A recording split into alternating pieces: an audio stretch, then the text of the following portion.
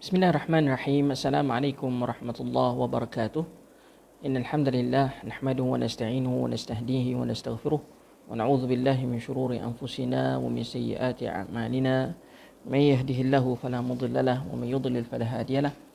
Asyhadu an la ilaha illallah wahdahu la syarika lahu wa asyhadu anna Muhammadan 'abduhu wa rasuluh. Qala Allah subhanahu wa ta'ala qalu subhanaka la ilma lana illa ma 'allamtana innaka antal alimul hakim. Qala rabbi syrah li sadri wa yassir li amri wahlul 'uqdatam min lisani yafqahu qawli. Amma ba'd. Alhamdulillah, syukur pada Allah Subhanahu wa taala pada pagi ini dapat kita bersama-sama untuk kita meneruskan pengajian kita berkaitan dengan kitab kita, iaitu kitab Kifayatul Akhyar. Pertama sekali saya nak ingin tanyalah, suara saya okey tak? Suara okey tak? Kalau suara okey, alhamdulillah. Kalau tak okey, nak kena adjust balik tekan suara. Tapi saya harap okeylah, insya-Allah. Sidang penonton yang dirahmati Allah Subhanahu wa taala, pada pagi ini insya-Allah kita sambung tajuk kita berkaitan dengan fi bayanin najasati wa izalatiha. Iaitu bab ataupun pasal pada menyatakan keterangan berkaitan dengan segala jenis najis dan kaedah cara untuk kita nak hilangkan najis tersebut. Sebelum ni kita dah bincang berkaitan dengan tayamum. Kita dah bincang tayamum, bagaimana yang dikatakan tayamum, bila kena tayamum, dan kita dah huraikan panjang sebelum ini. Dan pada pagi ini insya-Allah kita sambung tajuk berkaitan dengan faslun fi bayanin najasati wa izalatiha. Fasal pada menyatakan keterangan berkaitan dengan segala jenis najis dan cara menghilangkannya. Disebut di sini yang pertama, kata muallif rahimahullahu taala, wa kullu ma'in kharaja minas sabilaini najisun illa al-mani. Semua cecair yang keluar daripada dua jalan, iaitu kubul ataupun dubur, adalah najis kecuali air mani. Itu kata Imam Abi Suja' rahimahullahu taala. Kita tengok muallif kitab Kifayatul Akhyar, apa dia sebut? Apa dia sebut berkaitan dengan masalah najasat ini, masalah berkaitan dengan najis ini. Kita tengok.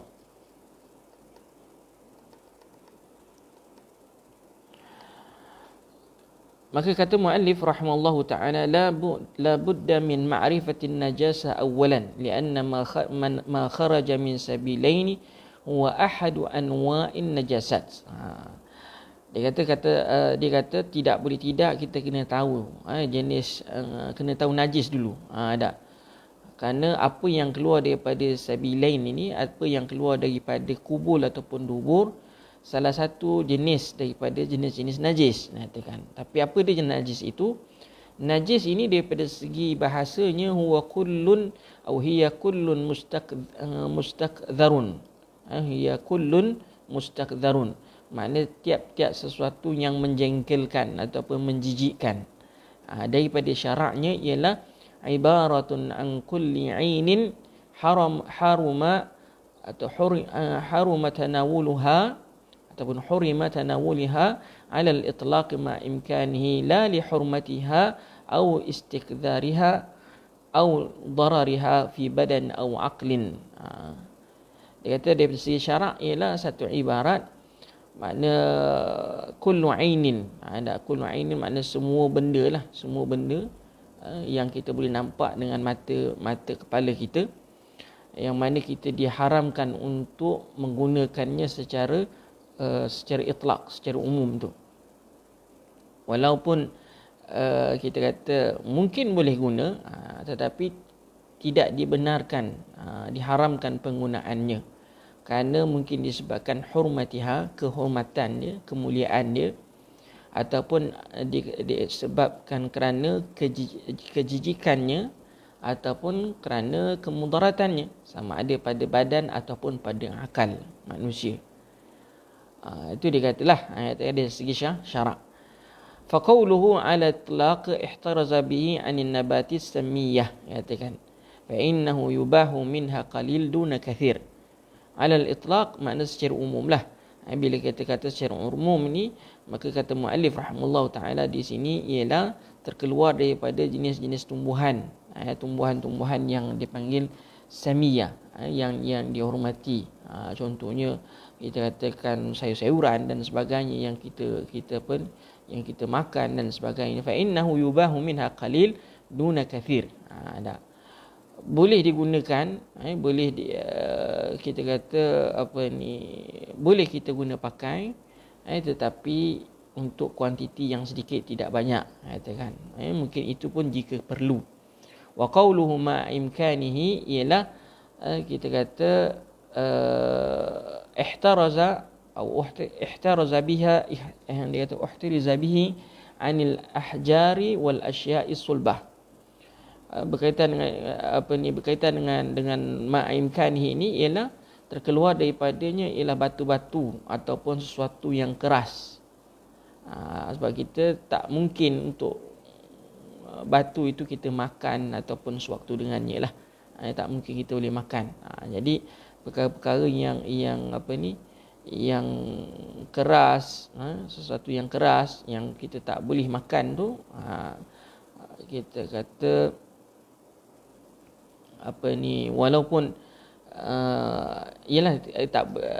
tidak ditakrifkan lah, dikatakan sebagai sesuatu yang syarak, untuk kita menyatakan dia adalah najis, katakan. Fa innahu la yumkin tanaluha, kerana tak boleh kita nak makan, kita tak boleh nak makan. Wa qawluhu la li hurmatiha, contohnya kehormatan ni apa dia, contohnya yang badan manusia ataupun jasad manusia. Jasad manusia ini haram, kita tak boleh makan dan sebagainya. Sebab apa? Sebab dia dihormati. Dihormati kal adami. Wa qawluhu wastikdaruha, contohnya kita katakan benda-benda yang kotor. Benda-benda yang kotor ni semua termasuk dalam perkara yang berkaitan dengan najis, katakan. Benda yang najis. Dan kemudiannya sama ada kita kata au li darariha, ataupun kerana kemudaratan. Barangkali kalau makan memudaratkan. Barangkali makan tu boleh memudaratkan. Jadi di sini kita kata bila kita tahu najis tu macam mana, maka ianya perlu dibersihkan. Perlu dibersihkan jika kita pegang ataupun jika kita guna ataupun sewaktu dengannya. Kemudian sidang puntun yang dirahmati Allah Subhanahu wa taala, kata ulama lagi, hatta innahu yajibu alaihi ghuslu fammu. Bahkan kalau kita kata mulut kita pun dah terkena najis itu, maka wajib kita basuh. Tak ada kata gitulah. Fa hatta innahu yajibu alaihi ghuslu fammu. Ataupun kadang-kadang kita kata macam orang kata, ustaz, kalau kita dalam keadaan terdesak, ada bangkai manusia sahaja, katakan. Ya, kalau kita betul-betul dalam keadaan terdesak, ad-darurah kaedahnya dia kata darurat itu membolehkan ataupun tubih mahdhurat. Dalam keadaan darurat kita dibenarkan melakukan perkara yang haram tadi. Contohnya tadi, dalam keadaan darurat kita dibenarkan makan daging manusia jika tidak ada benda lain untuk dimakan. Kalau tak makan mati, itu baru dipanggil darurat. Kalau tidak dipanggil darurat. Kaedah fiqh dia kata ad-darurat tuqaddar biqadariha. Darurat itu diukur mengikut tahap dia. Bukan semua kita boleh kata darurat, tidak. Ada darurat yang dibenarkan oleh syarak, ada darurat yang tidak dibenarkan oleh syarak. Katakan kalau darurat tu biasa-biasa saja, tidak. Katakan dia ada tahap-tahap dia. Dia ada tahap-tahap yang disebut oleh para ulama. Idza arafta hadha fa'lam anna al-munfasil an batin al-hayawan naw'an. Kalau kita tahu di sini, kita lihat satu persatu. Kalau sesungguhnya yang bercerai yang ataupun yang terpisah daripada batin haiwan ni ada dua jenis. Ada dua jenis. Yang pertama, ma laysa lahu ijtima' wa istihalah fil batin. Sesuatu yang tidak ada kita kata ijtima' wa istihalah fil batin. Apa contohnya? Baik, saya bagi contoh. Kalau nak terangkan istilah ma laysa lahu ijtima' wa istilah fil batin ni susah. kita kata contohnya macam apa ni, peluh, macam apa ni, air liur ataupun sewaktu dengannya, katakan falau hukmul haiwan al mutarashshah minhu. Ada. Kalau peluh dengan air liur itu, kita kata bergantung kepada binatang itu sendiri. Kalau binatang itu binatang yang najis, ini dalam mazhab Syafi'i, kalau binatang itu binatang yang najis, maka peluh dan air liurnya adalah najis. Kalau binatang itu binatang yang suci, maka air liurnya dengan peluhnya tadi ialah suci. Kaedah dia kata. Wa inna ma yurashah rashhan kallu'abi wal 'araq wa nahwihima falu hukmul haiwan mutarashshah minhu in kana najisan fa najis wa illa fa tahir. Itu yang pertamalah. An-naw'u tsani, naw' jenis yang kedua, ma lahu istihalah, katakan kal bauli wal 'adhrah wad dam wal qai. Dia kata contoh yang kedua ialah air kencing ataupun najis binatang tadi, ataupun darah dan juga muntah. Fa hadhihi al-ashya', dia kata contoh-contoh ini kulluha najisah min jami'il hayawanat ma'kulah wa ghairiha. Kan kita kata perkara-perkara ini dianggap sebagai najis daripada semua binatang. Daripada semua binatang yang boleh dimakan ataupun yang tak boleh dimakan. Jadi di situ kita kata berbezalah yang pertama dengan yang kedua. So daripada binatang ni dia ada dua. Sesuatu yang kita kata yang dipanggil, contoh kita katakan air liur dengan dengan peluh binatang tadi, maka itu bergantung kepada binatang tersebut. Kalau binatang tersebut najis ke, maka air liur dengan peluhnya dianggap sebagai najis. Wa illa fatahir. Kalau kita kata binatang tu adalah binatang yang tidak najis, maka kita kata air liur dan juga peluhnya dianggap sebagai suci. Yang kedua ialah jenis yang kita kata yang istihalah. Makna istihalah ni dia kita kata dipanggil contohlah, ya, katakan nak terjemah tu kadang-kadang dia takut jauh makna. Contohnya kita katakan air kencing najis, dia punya tahi dia ataupun darah dia dan juga muntah dia. Ada. Maka ini dipanggil najis, sama ada daripada binatang yang halal dimakan ataupun yang tidak boleh dimakan. Wallahu a'lam. Kemudian dia kata walana wajhun, ada wajah, ada satu pandangan dalam mazhab yang katakan annal baul ma yu'kal lahmuhu wa rawthu tahiran.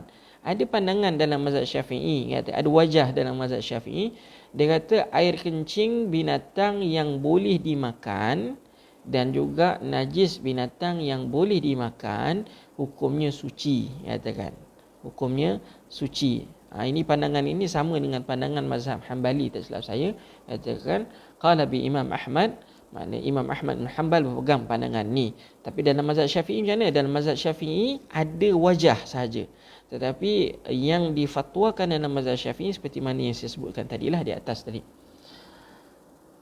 Wa bi qala al-istahri war-ruyani, ada juga kita kata ulama-ulama Syafi'i tadi, sebab saya kata tadi ada wajah dalam mazhab Syafi'i. Contohnya kalau tak silap saya sebutannya al-istahri ni ataupun ar-ruyani, katakan kalau illam ukhti fil, kalau saya tak silap sebut nama dia tu, begitulah ar-ruyani, ar-ruyani. Dan muallif sebut dah sini wa huwa madhhab Malik wa Ahmad radhiyallahu anhuma. Ini adalah pandangan mazhab Imam Malik dan juga pandangan mazhab Imam Ahmad rahimahullahu taala anhuma. Dan mereka berpegang kepada hadis-hadis yang kita akan lihat nanti mungkin bertentangan dengan apa yang dipegang oleh mazhab Syafi'i. Waqad waqa'a al-ijma' 'ala najasati hadhihi al-ashya' min ghairi ma'qul. Adapun binatang yang tidak dimakan telah thabit ijma'. Maknanya telah sepakat ulama mengatakan jika binatang itu tidak boleh dimakan, maka ianya najis, katakan. Wa yuqasul ma'kul ala ghairi li'annaha mutaghayyirah mustahilah mustaqdarah. Begitu juga katakan mazhab Syafi'i dikiaskan dalam binatang-binatang yang boleh dimakan. Binatang-binatang yang boleh dimakan. Li'annaha mutaghayyirah mustahilah mustaqdarah. Itu antara sebab-sebab kita kata dia panggil mutaghayyirah mustahilah mustaqdarah. Maknanya sesuatu yang kita kata keji, yang jijik, katakan. Tak. Wahtajja li najasatihi al-baul. Dalil yang mengatakan bahawa air kencingnya adalah najis berdasarkan hadis al-A'rabi. Berdasarkan dalil al-A'rabi yang telah membuang air kecil dalam masjid. Nabi SAW telah menyuruh para sahabat menuangkan zanuban minal ma', zanuban min ma'i, satu cetung atau bekas air ke atas air kencingnya. Fasubba, lalu dituangkan. Wallahu a'lam. Jadi kata Imam An-Nawawi rahimahullah taala, di sini jelas, hadis ini jelas menyatakan bahawa air kencing anak Adam itu dianggap sebagai najis dan mujma' alaih, dan telah disepakati oleh para ulama. Wala farqa baina as-saghir wal kabir, tidak ada beza di antara budak kecil ataupun budak besar. Wa ijma' man yu'taddu bi ijma'ihi, dan telah berlaku ijma'. Naam, kita kata betul kalau kanak-kanak itu bayi lelaki, kita kata cukup dengan hanya yang hanya minum susu ibunya saja, ya, kita hanya perlu renjis saja air najisnya. Dan ini bergantung berdasarkan untuk nas hadis Nabi sallallahu alaihi wasallam berkaitan dengan kanak-kanak yang hanya minum susu ibunya saja. Adapun selain daripada itu wajib basuh macam biasa. Begitu juga dalil yang kedua ialah wahtaj lahu, berdasarkan hadis Nabi sallallahu alaihi wasallam, hadis Ibn Abbas radhiyallahu anhuma, bahawa Nabi sallallahu alaihi wasallam lalu dekat dua buah kubur, dan Nabi sallallahu alaihi wasallam bersabda, innahuma la yu'adzabani wa ma yu'adzabani fi kabir, amma ahaduhuma fakana yamshi bin namimah wa amma al-akhar fakana la yastatir min baulihi. Nabi sallallahu alaihi wasallam bersabda dan satu hadis, kedua-dua ahli kubur ini sedang diazab oleh Allah Subhanahu wa taala. Wa ma yu'adzabani fi kabir, mereka tidaklah diazab pada sangkaan mereka bahawa perbuatan yang mereka lakukan itu tidak besar, tetapi ianya besar. Amma ahaduhuma, salah seorang daripadanya, kana yamshi bin namimah, dia suka mengumpat. Namimah, namam, katakan suka mengumpat. Yamshi bin namimah. Wa amma al-akhar fakana la yastatri min baulihi. Adapun satu lagi, dia tidak istitar. Istitar daripada kencingnya. Apa makna istitar? Iaitu la yastanzih, ataupun dalam satu riwayat la yastabri. Maknanya apa? Yastatir ni, la yastatir ada makna banyaklah, katakan antaranya dia tidak bersihkan dengan dia tidak basuh air kencingnya. La yastatir boleh merujuk istibra'. Istibra' ni maknanya dia kita kata air kencingnya tadi dia keluarkan betul-betul habis, katakan, dan dicuci, dan dicuci betul-betul. Dicuci betul-betul. Wallahu a'lam. Itu makna istibra'. Ingat, katakan kadang-kadang kita ambil air basuh macam tu je, tapi sedangkan najis air kencing masih lagi ada dekat pada kemaluannya. Kadang-kadang dia cuci pun cuci main-main je, katakan. Cuci agak biasa-biasa je, katakan. Tak. Kita dalam fiqh, orang yang buang air kecil ni dia kena basuh betul-betul. Sebab tu dia kata istibra'. Sebab tu orang tua dulu kalau kita lihat dia masuk tandas, dia buang air kecil, dia akan berdehem lah. Dia berdehem sampai 2-3 kali berdehem. Nak pastikan istibra' itu, nak pastikan air kencingnya tadi keluar betul-betul habis, dia katakan. Tidak ada yang tinggal lagi dekat bahagian ujung. Kadang-kadang kita dah basuh, kita bangun je air kencing tu keluar lagi. Kita tak nak macam tu. Kena bersih betul-betul. Sebab itu ada setengahnya diurut dulu, minta maaf saya kata, maknanya diurut kemaluannya dahulu sikit sebelum habis, sebelum dia basuh. Macam-macam cara dia katakan. Bahkan ada setengah orang memang diberi ujian oleh Allah Subhanahu Wa Taala, air kencingnya tidak akan habis keluar maknanya kecuali dia kena bangun dulu dan dia duduk. Ada yang kena berjalan dulu. Dan kemudian baru dibasuh, katakan kemaluan. Wallahu alam. Itu ujian. Ujian kita ke atas seseorang itu, wallahu alam. Tapi apa pun, sebagai orang Islam, air kencingnya tadi mesti diistibrakkan, mesti dipastikan betul-betul telah dibasuh dengan betul najis tersebut, wallahu alam. Okey. Adapun najis buang najis ataupun tahi, katakan tahi manusia, tahi binatang dan sebagainya, fa hujjatu ma'al ijma'. Berdasarkan ijma' lah ulama, dan juga sabda Rasulullah SAW kepada Ammar, innama tughsal thawbaka min al-bawl wal gha'it wal madhi wal qi'. Sesungguhnya yang dibasuhkan pada baju kamu itu ialah kalau ada air kencing, ada tahi, ataupun ada air madhi, ataupun ada muntah. Sebenarnya yang diriwayatkan oleh Imam Ahmad rahimahullah taala, dan juga dikeluarkan oleh Imam Daruqutni dan juga Al-Bazzar. Di sini disebut juga berkaitan dengan air madhi. Air madhi adalah salah satu cecair yang keluar daripada kemaluan, sama ada lelaki ataupun perempuan, apabila bernafsu. Bila ada nafsu je, air madhi ni akan keluar, dia cecair putih. Li'annahu air madhi ni dia tempat keluarnya adalah sama, iaitu sama ada daripada kubul dan juga daripada kubul, iaitu salah satu daripada dua jalan tadilah, kubul atau dubur. Dia keluar daripada kubul kita, sama ada lelaki ataupun perempuan. Maka air madhi adalah najis. Najis, katakan seperti mana dalam hadis Nabi sallallahu alaihi wasallam, dalam hadis Ali radhiyallahu anhu, bahawa beliau telah mewakilkan Miqdad, seorang hamba, untuk bertanyakan kepada Nabi sallallahu alaihi wasallam. Dan dia berkata ke situ, iaitu rajulun mazza', maknanya Miqdad tanyakan kalau seorang lelaki yang banyak air mazi, air mazi dia kerak keluar, ataupun wallahu a'lam, fastahyaitu an as'ala, kata Ali bin Abi Talib, kuntu rajulan madza' fastahyaitu an as'ala Rasulullah sallallahu alaihi wasallam.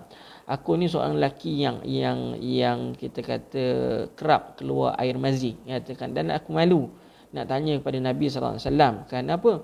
Kerana menantu nak tanya kepada Nabi, Ali bin Abi Talib ni menantu Nabi sallallahu alaihi wasallam. Fa amartu Miqdad fasa'alahu, aku suruh Miqdad untuk tanyakan bagi pihak aku. Maka tidak salah untuk kita wakilkan soalan kepada orang lain. Fasa'alahu, maka Miqdad pun bertanya kepada Nabi SAW. Jawapan Nabi SAW ialah yaksil zakarahu wa yatawadda'. Hendaklah dia basuh kemaluannya dan dia berwuduk. Dia basuh kemaluan dan juga dia berwuduk. Hadis riwayat Muslim. Hadis riwayat Muslim. Al-madhi abyad raqiq, dia kata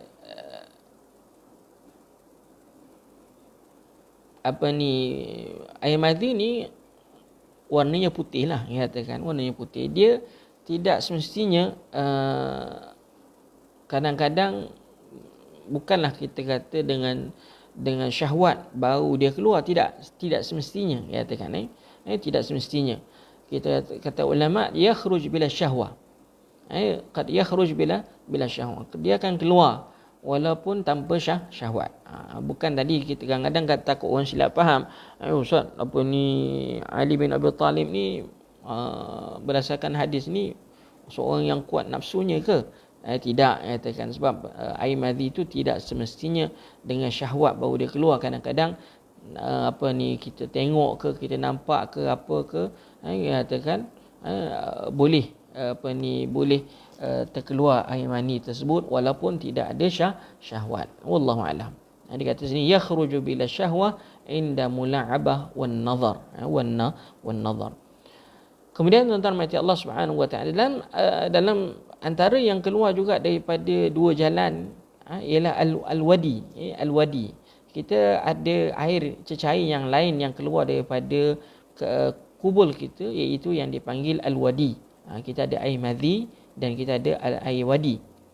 Wadi ni apa? Wadi ni yakhruj aqbal baul min makhrajil baul. Kalau kita perasan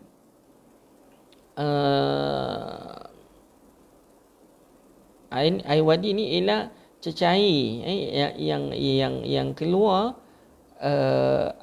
apabila kita selesai buang air kecil, katakan. Ni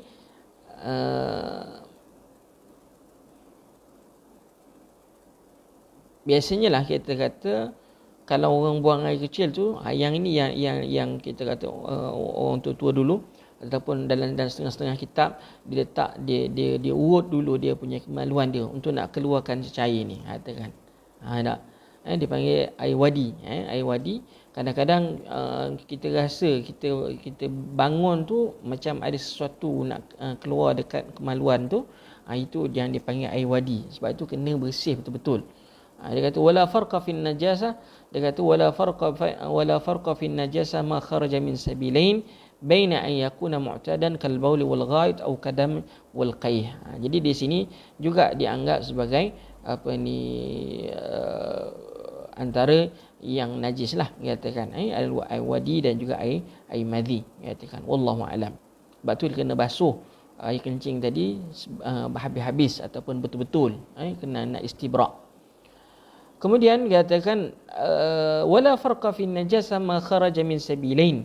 Tidak ada beza pun pada najis yang keluar kenajisan sesuatu yang keluar daripada dua jalan.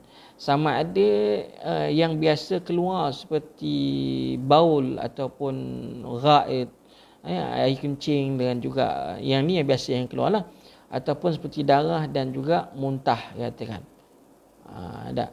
Jadi ini dianggap sebagai najis, katakan. Naam yustasna min dhalika dun al-hasa wa kull mutasallab lam tuhillu wa huwa mutanajjis la najis.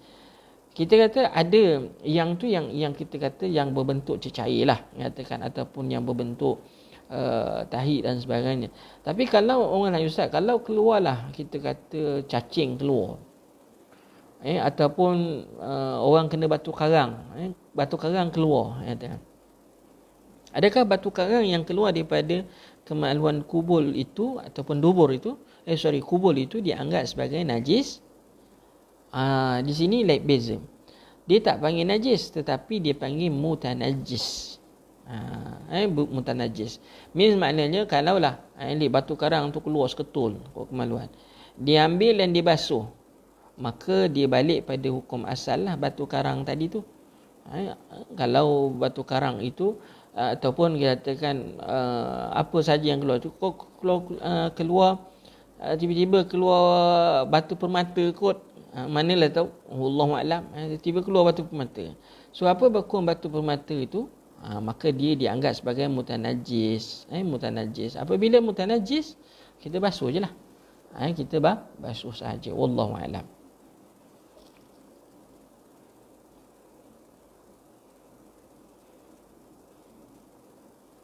Lepas tu orang kata dalam, kalau tuan-tuan perasan katakan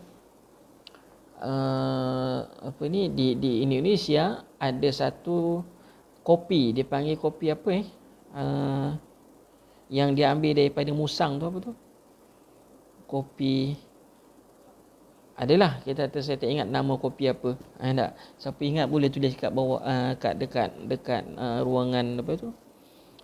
Ruangan chatting tu. Kopi yang diambil kopi tu diambil di apa? Dia bela musang tu diberikan kopi, dimakan biji kopi tu. Lalu apabila musang tadi berak, maka pekerja-pekerja ni akan cari biji kopi dekat dalam najis binatang tersebut. Binatang tersebut. Dia ambil daripada musang tu. Dia keluarkan. Kopi luwak katakan. Terima kasih Abang Nizam. Ataupun Abang. Kopi luwak. Jadi dia ambil. Maka apa hukum kita kata biji kopi tu katakan. Dan seterusnya, apa hukum minum air kopi luwak tu? Tak. Di sini ada fatwa ulama katakan, kalau dia dah istihalah maknanya dia dah kita kata dah pecah, dah hancur, katakan, itu tidak boleh lah. Itu dah dianggap sebagai najis, katakan. Dah dianggap sebagai najis. Tetapi kalau dia kekal dengan sebiji kopi, dia tak pecah, katakan, memang nampak sebiji kopi, katakan, biji kopi tu jelas sebiji, maka di sini kaedah dia tadi, dia dianggap mutanajjis. Dia hanya dianggap sebagai mutanajjis. Dia bukannya najis. Dia dianggap sebagai mutanajjis. Bila dianggap mutanajjis, maka hanya perlu dibasuh sahaja. Dibasuh. Dan bila dah dibasuh, maka kita kata dia balik pada hukum asal lah tadi. Dibenarkan oleh syarak. Wallahu a'lam. Itu kita kata pandangan yang ada lah. Kalau orang kata, Ustaz, apa hukum minum kopi luwak ni?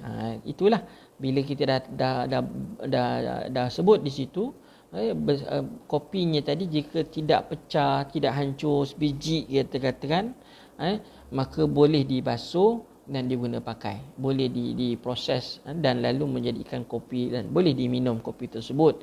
Wallahu a'lam bissawab. Itu pandangan, ada pandangan, wallahu a'lam. Kemudian disebut lagi di sini wa ammal mani, dan ada pun air mani, dan air yang seterusnya ialah air yang keluar daripada kubul ni, adalah air mani. Kita ada air madhi, kita ada air kencing yang pertama, yang kedua kita panggil air madhi, yang ketiga dipanggil air wadi, dan yang keempat dipanggil air mani. So air mani ni adakah najis ataupun suci? Yunzar in kana minal adami, kalau air mani itu daripada anak Adam, fa fihi khilaf bainal a'immah, maka ada khilaf di sisi para ulama. Mazhab kita ataupun mazhab Syafi'i ialah air mani suci. Air mani itu adalah suci. Wallazi dhahaba ilaihi Malik wa Imam Abi Hanifah, adapun pandangan Imam Malik dan Imam Abi Hanifah, ianya adalah najis. Ianya adalah najis. Wallahu a'lam. Kana Rasulullah sallallahu alaihi wasallam, berdasarkan hadis ini bahawa Rasulullah sallallahu alaihi wasallam yaghsilul mani thumma yakhruju ila salah fi zalika ath-thawb. Nabi sallallahu alaihi wasallam membersihkan air mani ataupun membasuh air mani tadi, kemudian Nabi sallallahu alaihi wasallam keluar untuk mengerjakan salat dengan pakaian tersebut. Adapun mazhab Syafi'i dan juga ashabul hadis, وذهب إليه خلق منهم Ali bin Abi Talib, antaranya Ali bin Abi Talib daripada kalangan sahabat, daripada Sa'ad bin Abi Waqqas, Ibnu Umar dan juga Aisyah radhiyallahu anha, bahawa air mani itu adalah suci. Dan ini adalah salah satu pandangan daripada pandangan Imam Ahmad rahimahullahu taala, dan pandangan ini juga dipegang oleh Imam Daud, katakan. Dalilnya ialah riwayatu al-farq. Ada satu riwayat lain, riwayat yang sahih juga. Ra'aitu an-nabiy sallallahu ra'aitan kata afruquhu min thawb bi Rasulillah sallallahu alaihi wasallam farqan fayusalli fi. Kata Aisyah radhiyallahu anha, sesungguhnya aku telah mengikis, Aisyah mengikis kesan air mani pada baju Nabi sallallahu alaihi wasallam, lalu Nabi gunakan baju tersebut untuk pergi mendirikan solat. Kalau ianya najis, maka tidak cukup untuk kikisan, tidak cukup untuk kikis dengan jari tadi. Tak. Wallahu a'lam. Kita kata bila ada dua hadis ini, satu hadis yang merujuk kepada basuh, satu hadis merujuk kepada kikis, maka kata ulama basuh itu ditafsirkan ataupun ditakwilkan kepada sunat sahaja. Kalau orang pilih di antara kikis dengan basuh, mana lebih baik? Basuhlah. Tapi basuh tu di situ tidaklah jadi hukumnya wajib, maka basuh di situ hukumnya sunat sahaja, ala nadbi wa ikhtiyari nadhafah, dalam bab pemilihan lagi bersihlah, kebersihan, jam'an bainal adillah, menghimpunkan ke semua dalil-dalil yang ada. Wallahu alam. Dan ini tidak ada beza di antara air mani lelaki ataupun air mani orang perempuan. Sama je, orang perempuan pun ada air mani, lelaki pun ada air mani. Mengikut mazhab sama sahaja. Wa amma mani ghairu adami, ada pun air mani untuk yang selain daripada anak Adam, fa in kana mani kalb atau khinzir atau far'a ahadihima fa huwa najisun bila khilaf ka aslihima. Kalau air mani itu air mani anjing ataupun air mani khinzir ataupun air mani daripada salah satu daripada kedua-duanya, iaitu contohnya kalaulah kata anjing itu mengawan dengan kambing contohnya lah kita katakan, maka dapat anaknya hasil daripada gabungan anjing dengan kambing contohnya, maka tetap najis. Sebab apa? Sebab asal bapa dia ataupun dia punya bapa kambing tadi ataupun adalah anjing. Wallahu a'lam. Tetap hukumnya najis bila khilaf, tanpa khilaf, ka aslihima. Wa amma adapun selain daripada itu, mana selain daripada kambing, selain daripada anjing, selain daripada khinzir ataupun yang terhasil daripada kedua-duanya, ya katakan, maka fa fihi khilaf, ada khilaf di sisi ulama. Yang pandangan yang rajih inda Imam Rafi'i rahimahullah taala, pandangan yang rajih dan di sisi Imam Ar-Rafi'i adalah najis. Adalah najis. Katakan li'annahu mustahilun fil batin kaddam. Dia menyamai darah, katakan. Dia menyamai darah. Wastusnya mani Adam takriman lahu. Dikecualikan air mani anak Adam itu kerana kehormatan, kemuliaan anak Adam itu. Warajih indan Imam An-Nawawi, adapun pandangan Imam An-Nawawi dalam masalah ini ataupun pandangan yang tepat di sisi Imam An-Nawawi, Imam Nawawi kata bahawa air mani selain daripada anak binatang-binatang selain daripada khinzir dengan anjing ataupun yang lahir daripada kedua-duanya dianggap sebagai suci juga di sisi Imam Nawawi.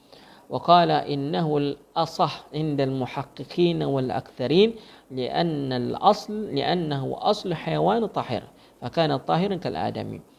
Pandangan Imam An-Nawawi dia kata adalah pandangan yang paling tepat di sisi para muhaqqiqin dan kebanyakan para ulama.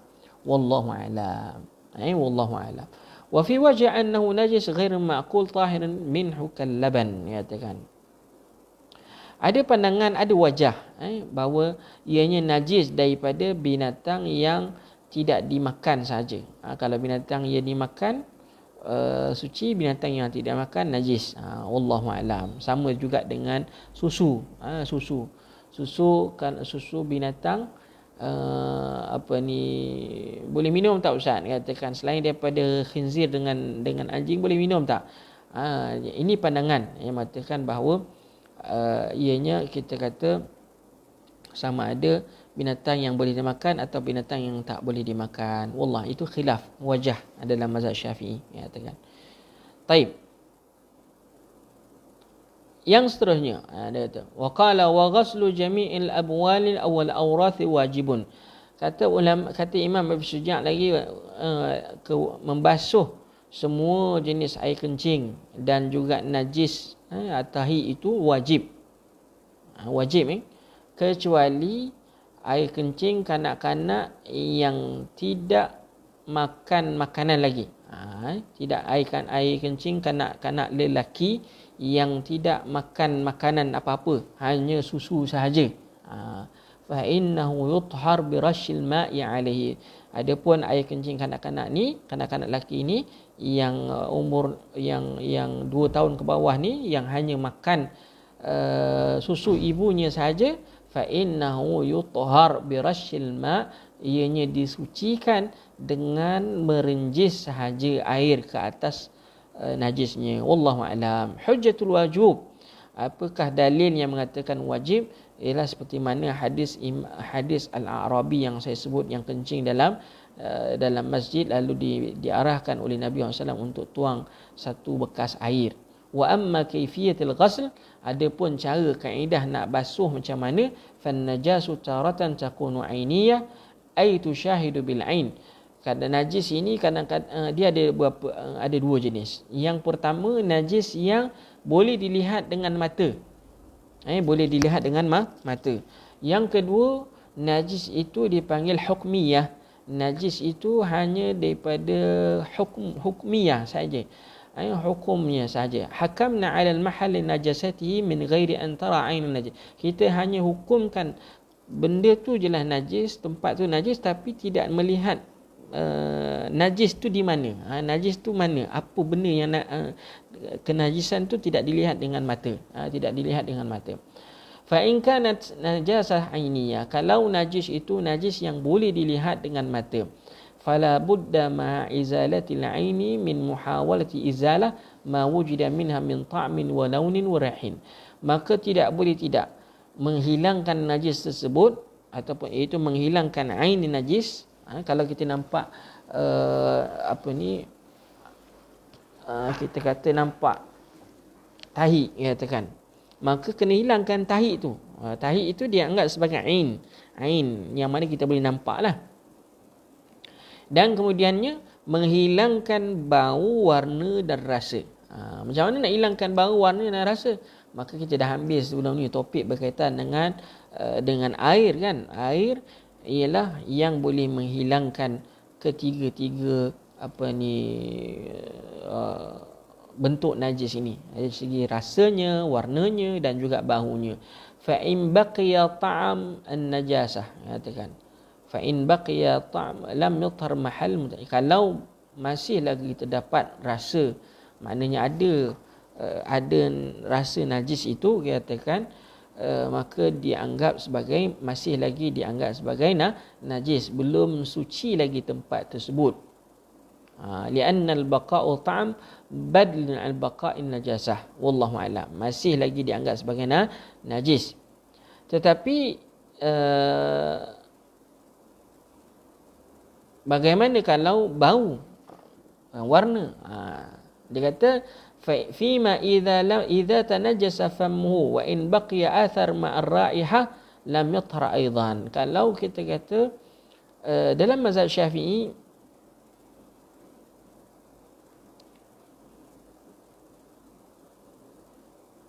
dianggap sebagai bau ni sesuatu yang paling ringan, katakan yang paling ringan. Dalam satu dalam satu bait syair Arab, dalam bab fiqh ni, fil launi wat tu'mi bil ittifaqi wal rihi fi mu'tamadi syiqaqi. Fil launi wat tu'mi bil ittifaqi wal rihi fi mu'tamadi syiqaqi. Dia kata memang ada khilaf di ulama. Kita kata laisal mujawira idza lam yaltasik yadurru mutlaqan wa darra illa sik fil launi wat tu'mi bil ittifaqi warihi fi mu'tamad syiqaqi. Maknanya kat situ kita katakan ittifaq para ulama, jika najis itu masih terdapat padanya warna dan rasa, maka ittifaq ulama najis. Tapi kalau pada bau tu ada khilaf. Al-asahnya memang termasuk dalam najis lah. Tapi ada khilaf, tetap ada khilaf di situ, wallahu a'lam. Ada khilaf. Jadi dikatakan selagi ada warna dan rasa, katakan maka ianya masih lagi dianggap sebagai najis. Katakan. Adapun bau ringan sikitlah berdasarkan khilaf tadi yang saya sebutkan. Walau bagaimana sekalipun, sebaik-baiknya hilangkan ketiga-tiganya. Wa in baqiyat, fas sahih dia kata dia kata wa in baqiya athar ma'ar raihah, kalau ada kesan, ada bekas najis tersebut bersama dengan bau, maka masih lagi tidak suci. Wa in baqiya launu najasa wahdahu wa ghaira asr al-izalah, dan kalau ada warna, adapun kalau ada warna najis tersebut satu-satu je, warna je katakan, dan susah nak dihilangkan, maka juga fi ghairi asr al-izalah, ada warna dan tidak susah untuk hilangkannya, juga tidak suci, kena hilangkan. Wa in asura, kalau susah nak hilang, contohnya darah haid kan, kena pada pakaian kita, kena pada pakaian, kadang-kadang kalau ataupun darah kena pada pakaian, nak basuh tu susah nak hilang, katakan. Masih lagi terdapat kesan darah, warna darah tu masih lagi ada. Tak. Fasahihu annahu yathur. Kalau itu masih lagi kita kata boleh dah dianggap sebagai suci, tapi dengan syarat katakan dah basuh betul, kita katakan cuma susah nak hilang. Contohnya termasuklah macam daging kan, kita makan daging kan, darah tu najis katakan, tapi kita tak boleh nak hilangkan darah pada daging tu 100% katakan, tapi kita disuruh basuh macam mana pun. Tak. Bukanlah kata daging tu lepas kita sembelih terus boleh masak tanpa dibasuh. Oh ustaz, manis ustaz darah dia ni, katakan kena masak terus. Tak boleh. Darah tetap hukumnya najis, kena basuh. Tapi kalau masih lagi ada tinggal, memang susah, memang tak mungkin kita boleh bersihkan darah binatang, darah daging tadi tu 100%, maka kat situ kita katakan diringankan, maknanya dibenarkan, wallahu a'lam. Begitu juga kalau darah pada pakaian. Kadang-kadang memang kalau kita dah kena darah pada pakaian kita basuhlah dengan air, dia tetap akan ada lagi sikit, maka itu dimaafkan. Fa yuthar, dia kata innahu yathur lil usri, wa in baqiyat raiha wahda wa hiya usratul izalah ka raihatil khamar masalan. Kalau dah begitu juga dengan bau. Kalau bau tu memang susah sangat nak hilang, katakan contohnya bau arak, fa yathuru mahal aidan al-adhar, begitu juga suci, dianggap sebagai suci. Summal baqi min al-lawn aw ar-raiha ma'al usri tahir ala sahih. Begitu jugalah kalau kita jumpa warna najis ataupun bau najis, tapi memang sukar, memang susah untuk nak dihilangkan, maka dianggap sebagai suci mengikut pandangan yang sahih, wallahu alam. Ada juga pandangan mengatakan akhirnya dia termasuk dalam najis yang dimaafkan. Wallahu alam bissawab. Itu dia kita kata perbahasan kita pada pagi ini. InsyaAllah kita sambung lagi pada besok pagi berkaitan dengan najis hukmiyah pula. Bagaimana najis hukmiyah nak dibersihkan. Kita dah tahu najis ainiyah bagaimana, itu tak boleh tidak kena dengan dibasuh, wajib dibasuh dengan air, menghilangkan bau, warna dan juga rasa. InsyaAllah besok kita sambung lagi, pagi besok kita sambung lagi berkaitan dengan najasa al-hukmiyah, najis yang hukmiyah. Ada syarat-syaratnya, bagaimana nak basuh najis hukmiyah ini. Wallahu ta'ala a'lam bissawab. Jadi setakat itu saja perbincangan kita pada pagi ini. Kita akhiri dengan bacaan tasbih kafarah. Subhanakallahumma bihamdika asyhadu an la ilaha illa anta wa astaghfiruka wa atubu ilaik. Assalamualaikum warahmatullahi wabarakatuh.